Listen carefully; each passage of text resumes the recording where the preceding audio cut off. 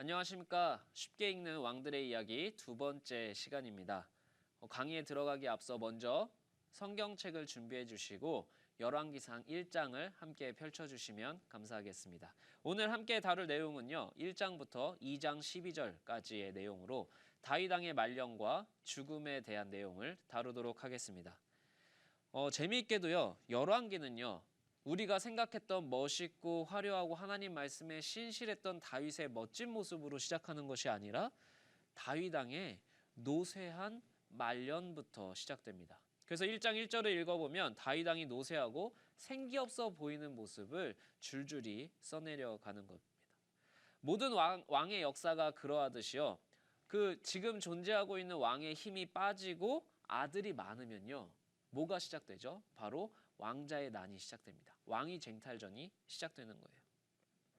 다윗 왕의 말년도 마찬가지였습니다. 점점 다윗 왕이 힘을 잃어가고 총명을 잃어가자 아도니아가 그 이야기의 중심부에 등장하기 시작합니다. 그런데 이 아도니아가 누구였냐? 바로 다윗 왕의 네 번째 아들이었습니다. 근데 이 네 번째 아들이 뭐가 중요해? 라고 생각할 수 있겠지만 사실은 암논, 길르압, 압살롬이라는 아도니아의 앞선 세 형제가 모두 죽었던 상태였기 때문에 아도니아는 네 번째 아들이지만 왕위 계승 1순위에 있다였습니다. 그렇기 때문에 아도니아는 단숨에 이야기의 중심부로 올 수 있는 겁니다. 반면에 우리가 익히 알고 있는 솔로몬은요. 저 뒤에 자리 잡고 있는 겁니다. 근데 이 아도니아라는 사람은요. 성경에서 기록된 것처럼 매우 용모가 준수하고요. 그 다음에 이미 왕이 된 것처럼 공공연히 행세를 하고 다녔습니다. 그래서 호위병들도 수십 명을 데리고 다니고 병거도 끌고 다니고 아주 왕처럼 아주 높은 사람처럼 다녔던 거예요. 그런데 심지어 다윗한테 꾸지람도 안 당하고 잘 이렇게 자라온 어떤 모범생 같은 그런 사람이었다라고 평가하는 사람도 있더라고요. 근데 이 아도니아를요 지지하는 세력도 점점 커져가는 거예요. 왜 그럴까요? 제가 아까 말씀드렸듯이 네 번째 아들이지만 위에 형들이 다 죽었기 때문에 누가 봐도 왕위 계승 1순위였기 때문입니다. 그런데 이 아도니아를 지지하는 세력 중에 대단한 사람들이 붙기 시작해요. 먼저는 군사령관이 붙어요. 이 군사령관은 다윗 왕 때부터 있었던 요압이라는 사람이었고 그 다음에 종교의 1인자죠. 종교를 담당하고 있던 대제사장 아비아달까지 아도니아를 지지하기 시작하는 겁니다. 그 당시에 군대 지도자와 종교 지도자가 모두 지지한다라는 것은 어떻게 보면 이미 무게중심은 아도니아로 넘어갔다라고 생각해도 이상할 게 없는 상황이었던 거죠. 그런데 이 아도니아 편에 서지 않은 사람들이 있었습니다. 아도니아에게는 군사령관 요압과 대제사장 아비아달이 지지하고 있었지만 반대로 솔로몬 혹은 아직은 다윗의 말을 기다리고 있는 사람들이 있었습니다. 대제사장 사독과 경호대장, 선지자 나단, 왕실 경호대.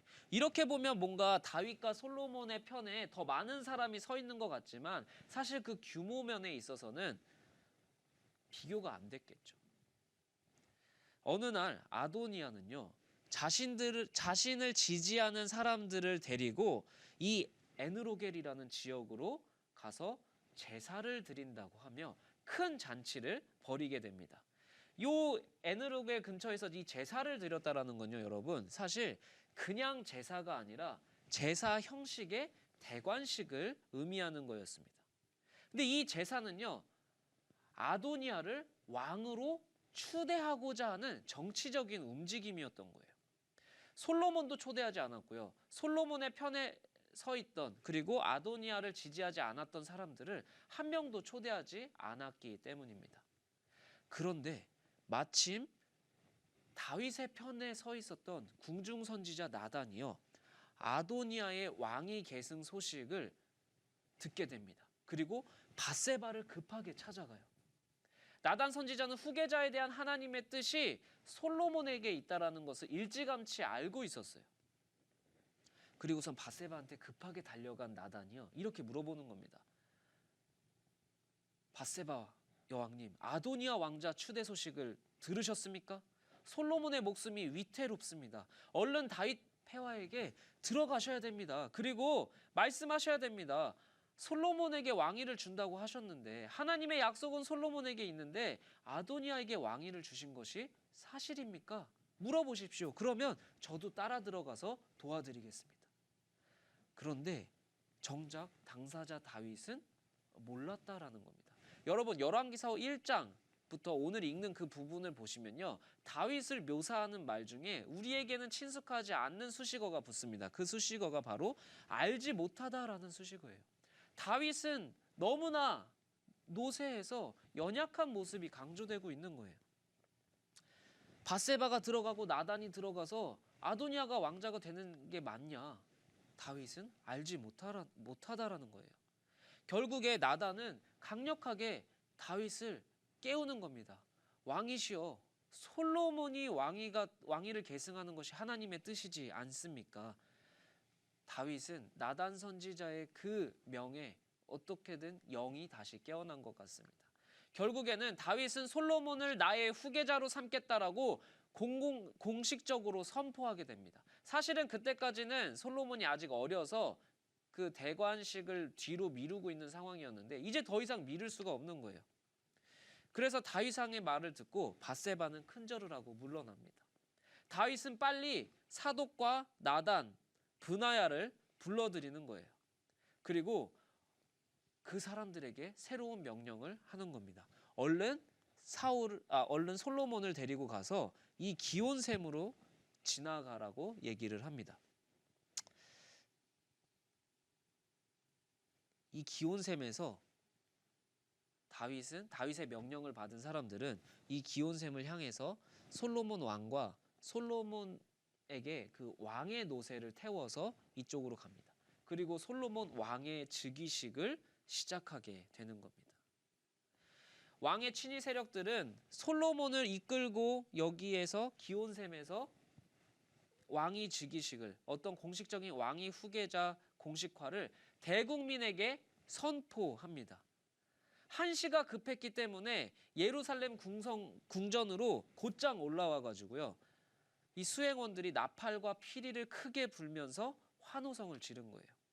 그때 이 기온 부근에 있는 이 엔로겔에서 항상 한창 장치 기분에 들떠 있었던 아도니아와 지지자들도 크게 울리는 환호 소리를 듣게 됩니다. 성 안에 무슨 소리지? 불안함이 엄습하기 시작한 겁니다. 그때 마침 대제사장 아비아달의 아들 요나단이 허겁지겁 달려오는 거예요. 그 달려와서 사람들에게 소식을 전하는 겁니다. 여러분, 큰일 났어요. 뭐가 큰일 났냐?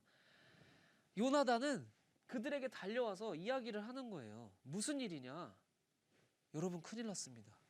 부왕 다윗이요, 솔로몬을 후계자로 삼겠다라는 것을 대국민에게 선포를 했습니다. 그리고 이 이야기는요, 이미 예루살렘 성에 올라가서 솔로몬이 왕자에 앉은 것을 축하하는 소리입니다. 요나단의 말을 듣고요, 모든 그 아도니아의 지지 세력들은 어떻게 됐겠어요? 여기저기 뿔뿔이 도망치게 됩니다. 아도니아도 이제 자기가 얼마나 위험한 상황에 처했는지 깨닫게 된 거예요. 목숨을 잃을까 봐 두려워서요, 성막으로 달려갑니다. 그리고 번제단의 뿔을 꽉 움켜 쥐는 겁니다. 이 번제단의 뿔은요, 어떤 의미를 갖고 있느냐면, 제사를 드리고요, 이렇게 희생 제물을 드리고 희생 제물의 피를 이 뿔에다가 발랐습니다. 이 희생 제물의 피가 발라지는 곳이었기 때문에 이곳은 하나님의 은혜와 보호를 상징했어요. 그래서 아도니아가 번제단의 뿔을 잡았다라는 건 하나님 나에게 은혜를 베풀어서 목숨을 구해주세요라는 상징적인 행위였던 겁니다. 솔로몬은 사람을 보내서 아도니아를 붙잡아 오는 거예요. 벌벌 떨면서 아도니아는 솔로몬에게 납작 엎드리는 거죠. 방금 전까지도 왕이 다 된 것처럼 의기양양하게 거들먹거리던 태도는 온데간데 없이 사라지고 처참하게 솔로몬 왕 앞에 납작 엎드린 아도니아의 모습만 남아있는 겁니다. 그런 모습을 보고 솔로몬이 짧게 말하죠. 집으로 돌아가서 다시는 반역의 마음을 품지도 말고 살아라.